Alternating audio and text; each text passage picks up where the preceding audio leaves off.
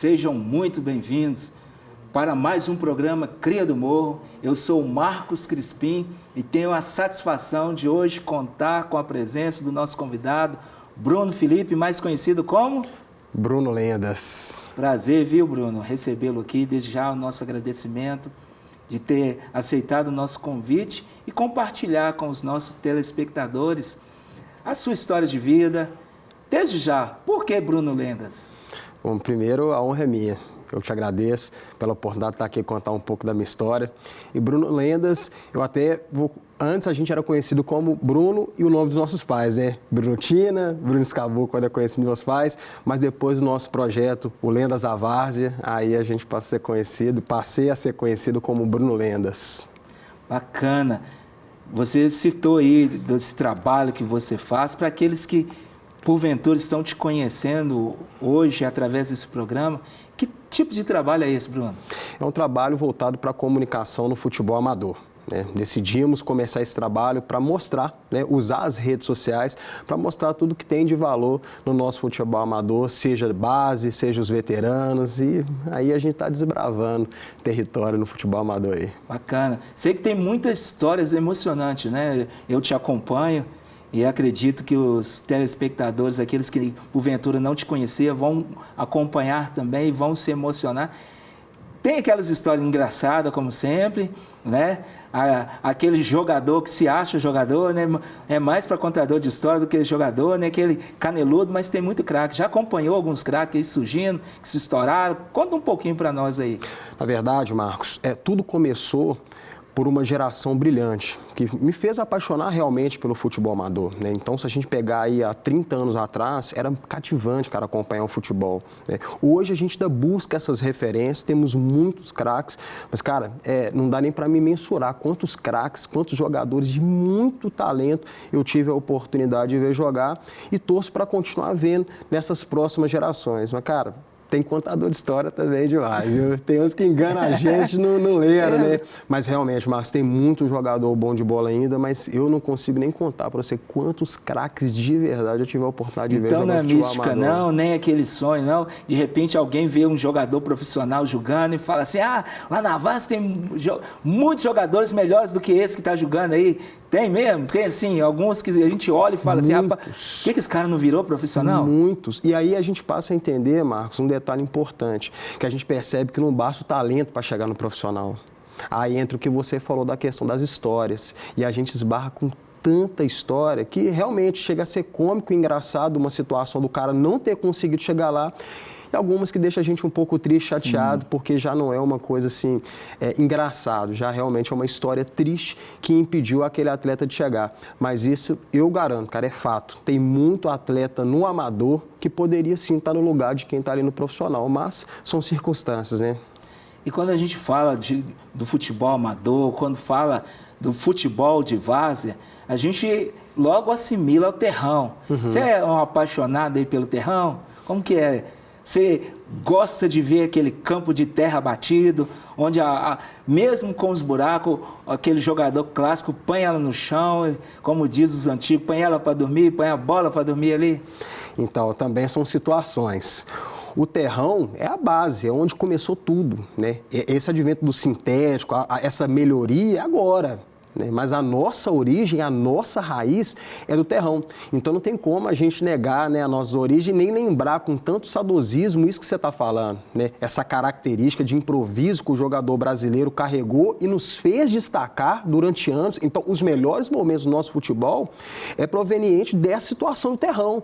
Não era só buraco não, tem campo de terra aí que tem porco, cavalo, carro passando dentro do campo, é tudo. Então o nosso jogador, ele aprendeu a conviver com essa realidade do terrão e realmente se destacar com toda essa diversidade. Aí você imagina quando o cara ia pegar um Maracanã, um Mineirão, jogando com jogadores que vinham de outros países, que não passou essa mesma situação, aquilo ali para o cara é uma maravilha. Então, quando a gente lembra do terrão, dessas raízes, é difícil a gente não pensar nessa situação. Então, eu sou a favor do terrão, mas sou a favor do terrão também que seja bem cuidado, né? Que ofereça condições, porque senão é até perigoso, né? Mas deixa o futebol mais bonito, deixa o futebol raiz, mas também sou a favor do sintético. Antes de entrar no sintético, você estava falando aí, enquanto você falava, eu lembrei uma vez, eu fui jogar no terrão, no antigo campo que tinha no Alto Veracruz ali, que era minério puro.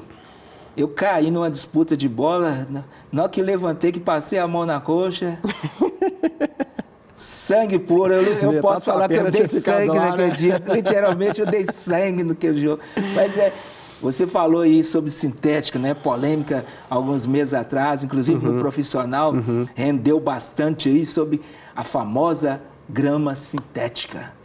E aí, no futebol amador, ela também chegou. Chegou. Você é a favor de colocar grama sintética nos campos aí da várzea para trazer uma melhoria? Como que você vê isso? Eu cito muito um campo que eu tive a oportunidade de conhecer uns tempos para trás, que é o campo do Recanto. E é um campo muito bem cuidado, é um campo de terra e um campo muito bem cuidado. E quando eu falo que é o campo, não é só o campo de futebol, vou até falar a estrutura completa, é muito bem cuidado. Hoje a gente tem visto muitos campos abandonados. Então talvez a iniciativa privada chegando, colocando sintético, aí entra a questão comercial, né, que acaba afastando um pouco, né, algumas pessoas que não têm recurso, mas são campos que em algumas situações, por isso que eu falo que eu também sou a favor.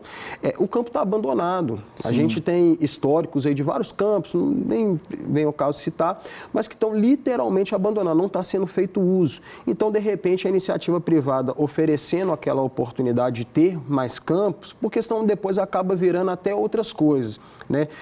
Pontos para outras questões. Então, eu acabo sendo a favor, sim, porque traz qualidade, traz melhorias, mas aí é um ponto a ser estudado, aí entra muito a questão da discussão de tirar a comunidade, tirar o acesso de algumas pessoas, de passar o cadeado no campo. Passa pelo social, né? Exatamente, que eu também sou da época que muito campo ficava aberto. Então, a gente, quando não estava tendo projeto, quando não estava tendo escolinha, o campo ficava aberto para a gente usar. O uso da comunidade. E a gente ficava ali realmente batendo pelado, escapado, aquelas coisas que a gente fazia. Então, assim, é por isso que é uma discussão muito grande, né? Ah, mas então você fica em cima do muro? Eu falei, não, porque são situações, né? São cenários. Então, eu sou a favor, mas eu também sou a favor de termos campos assim acessíveis. Se vai ser sintético ou se vai ser terra, a gente não pode tirar o acesso de forma alguma. E você falando aí, Bruno, dessa evolução, tanto na questão do campo, mas a gente vê também que o jogador hoje do futebol de várzea, ele também evoluiu. O cara tem uma condição física hoje diferente do que era no passado. A gente ia para a beira de campo, eu ia, quando criança, assistir os jogos ali no bairro e via verdadeiros craques ali no futebol amador, mas muitos deles não tinham uma condição física. Até assim a gente olhava com um físico mesmo, com a barriguinha avançada, aquela coisa. Hoje a gente olha para um jogador de várzea, a gente vê que ele tem um perfil diferente. Lógico que tem uma ou outra exceção, mas a gente vê que ele tem um condicionamento físico, ele tem um preparo, e até um preparador físico em alguns casos, os clubes têm, para dar condição de treinar ao longo da semana, coisa que era reclamação no passado. Como que você vê isso? Houve essa mudança mesmo, essa melhoria no jogador, na questão física do jogador amador? Com toda certeza. Mudou muito até no desempenho dos jogadores, né? E aí eu falo até questão de carreira mesmo. Eu conheço muito jogador que, se tivesse tido um tratamento nesse sentido, há um tempo atrás, estava rendendo, estava performando até hoje. E eu, com muita tristeza, a gente viu jogadores interrompendo a sua carreira muito cedo, né? Porque não tinha aquela resistência a lesões justamente por não ter um físico apropriado para aquilo. Só que a informação também chegou. O acesso, né, a esse recurso de funcional, de academia, né, de treinos que realmente oferece para o atleta aquela condição, também chegou e se tornou acessível. Então, uma coisa que antes a gente via com muita distância no profissional, hoje o jogador de futebol amador, até o cara que de repente nem vai disputar a várzea, não. O cara que quer se cuidar para estar bem nas peladas, o cara está fazendo funcional, o cara está fazendo academia. E isso trouxe sim uma melhoria significante para o futebol, tanto é que a gente está vendo muito, Marcos, jogador que às vezes tem oportunidade no profissional, o cara para no caminho, vai para a várzea, destaca na várzea, de repente ele tem a oportunidade de voltar e fisicamente ele está bem para aproveitar a oportunidade. A gente lembra quando os campeonatos amadores às vezes revelavam um jogador bom, chamava a atenção dos clubes, o cara chegava lá, o cara tomava pau onde? No físico. Hoje o jogador de futebol amador, ele está chegando com essa condição de pelo menos diminuir a distância. E diminuir a distância. Então eu vejo com uma melhoria sim. Bacana. Ô Bruno, essa paixão sua pelo futebol de várzea, ela veio assim natural ou se espelhou em alguém? Como que é? Na família, tinha alguém na sua família que gostava do futebol de várzea? Como que foi? Não, gostar, se eu falar que é gostar, eu estou diminuindo a paixão do meu pai, o senhor João Bruno, conhecido na várzea como Escabu. Meu pai, desde quando eu me entendo por gente, ele já tem essa paixão.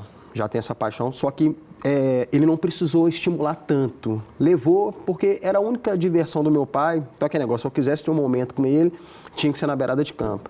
Só que não demorou muito para a gente tomar um gosto próprio, né? E ter o nosso interesse. Aí meu pai começou a limitar, porque a várzea antigamente o pau quebrava um pouco mais. Sim. Então ele falava, não, nesse jogo você não pode não, nesse campo não tem condição de olhar vocês não. E era uma época também, Marcos, que não tinha tanta disputa, né? Então a gente não tinha videogame, não tinha internet, então a gente amava futebol, beirada de campo. E as experiências também foram contribuindo muito para isso. Cada jogo, cada rolê com meu pai era uma coisa diferente que acontecia. Então aquilo ali foi criando uma paixão pessoal. Já não era mais do meu pai, era minha. Era uma coisa adquirida por meio das minhas experiências ali do lado de fora. E ele as experiências do lado de dentro, eu as minhas experiências do lado de fora. Então criei minha paixão própria desde 7 anos de idade. Cara, quando você fala aí dessa paixão sua, dessas experiências, recentemente você teve uma experiência para além da fronteira do estado, né? Foi convidada a cobrir, pelo seu trabalho, o futebol amador em outro estado. Como que foi essa experiência para você? O que você sentiu vendo isso aí? Sim, aí foi uma coisa assim, mais para estudo. Sim. Porque com Lendas, a gente percebeu que a gente tem uma missão, que a gente precisa também contribuir para algo a mais no nosso futebol amador, né? Somar forças com o que nós já temos, né, de muita qualidade. E nós percebemos, até por meio das redes sociais, São Paulo estava num nível diferente, está num nível diferente. Então a gente acabou tendo essa ideia de ir a São Paulo para ver o que está acontecendo lá. Falei assim, pô, por que São Paulo está uma evidência tão grande assim? Por que lá a gente percebe que a coisa está caminhando de uma maneira mais avançada? O que a gente pode aprender lá para, quem sabe, no futuro, aplicar aqui? Então, a ideia foi mais ou menos essa. Claro que a gente também tem a curiosidade, né? Quer ter essa experiência, mas a gente também está buscando esse network, está buscando essa troca de experiência para, quem sabe, a gente conseguir trazer algumas novidades para o nosso futebol amador. Bacana.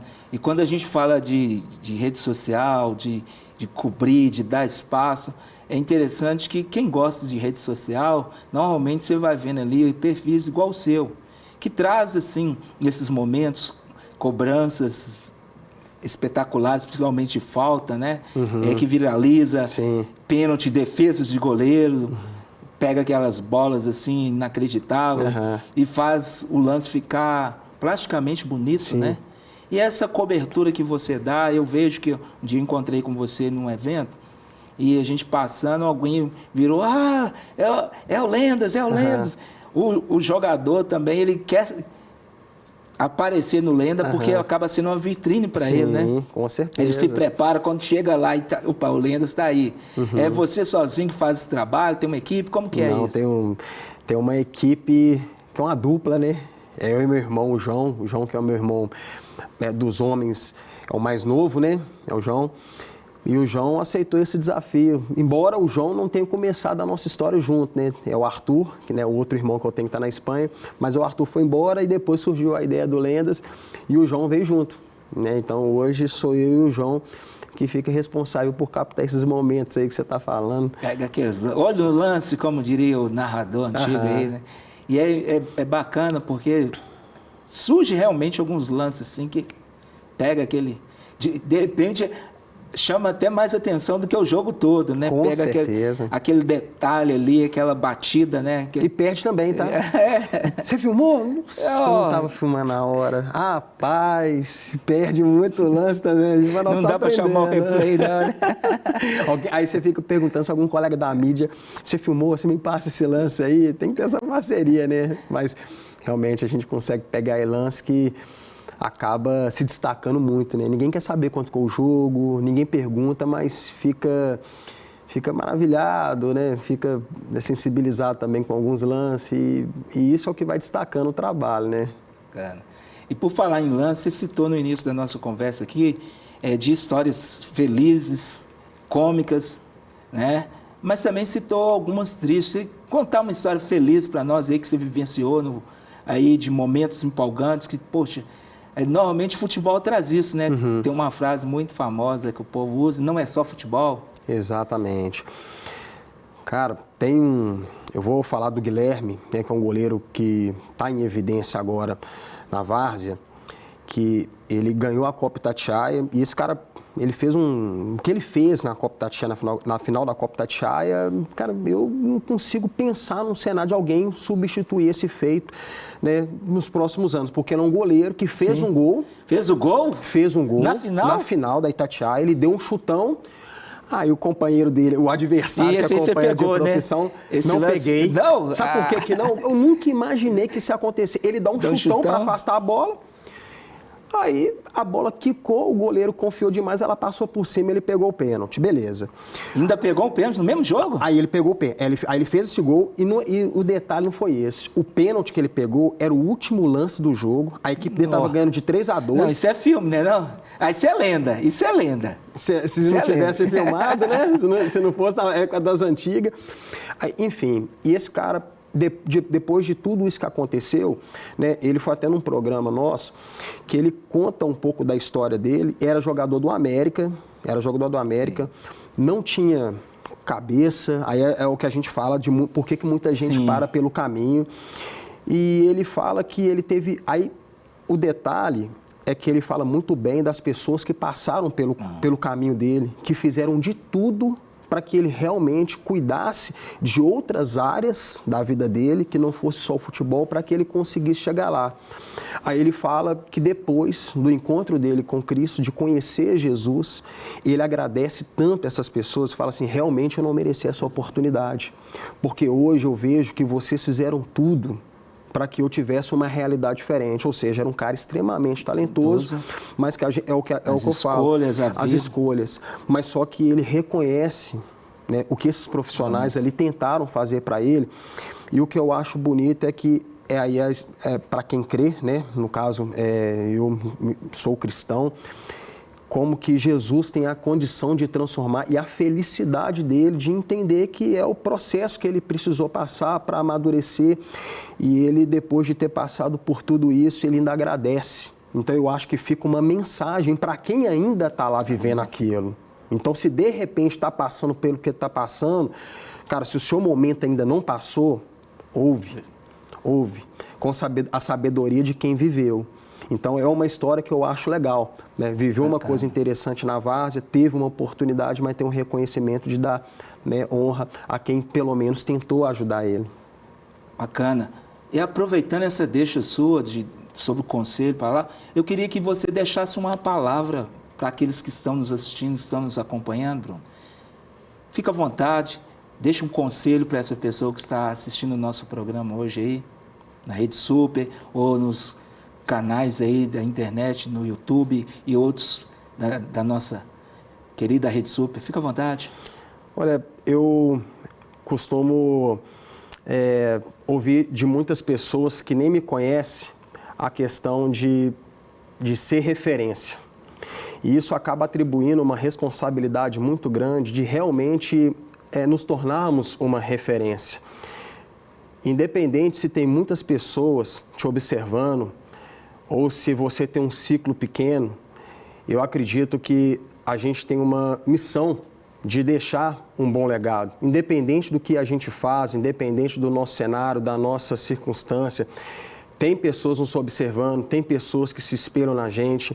Eu hoje busco a melhor referência de todas, que é Jesus Cristo, porque eu sei que tem pessoas que estão nos observando. E numa condição que a gente tem de tão poucos exemplos a serem seguidos, eu acho que acredito que o melhor exemplo é Jesus. Então, deixa Jesus se refletir na imagem que você é, para que quando as pessoas, nem que seja uma, te observar, ver a maior referência de todas, que é Jesus Cristo. Então, eu acredito que esse é o caminho. Obrigado, Bruno, por compartilhar a sua história. Mandar aí, nós não falamos, é casado, tem filho, como que é? Sou casado, tenho 2 filhos. Mandou um salve para a esposa lá, que senão você vai virar lenda. Tamires, um beijo, obrigado pela paciência, pela parceria. Eu sei que a gente só sai de casa, só estou indo aí trabalhar, mas fica, né, Alice e o José, que são 2, com graças a Deus. E você tem sido parceira, cuidando dos nossos filhos, cuidando da nossa casa, para que eu possa, né, continuar nessa missão do Lendas. Um beijo para o José, para a Alice, para os meus irmãos e para os meus pais. E obrigado, Marcos. A satisfação é toda minha, meu amigo. Muito obrigado. Deus continue te abençoando. Conta com a gente aí. Revelando essas lendas da Várzea. E a você que está nos acompanhando, eu quero te convidar a um momento de reflexão conosco.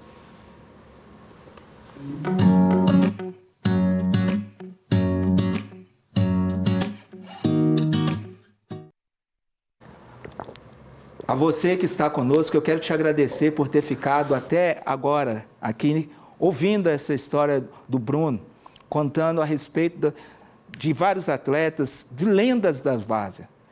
A Bíblia vai falar conosco em 1 Coríntios, no capítulo 9, o versículo de número 27, onde o Paulo ele vai nos apresentar o atleta cristão.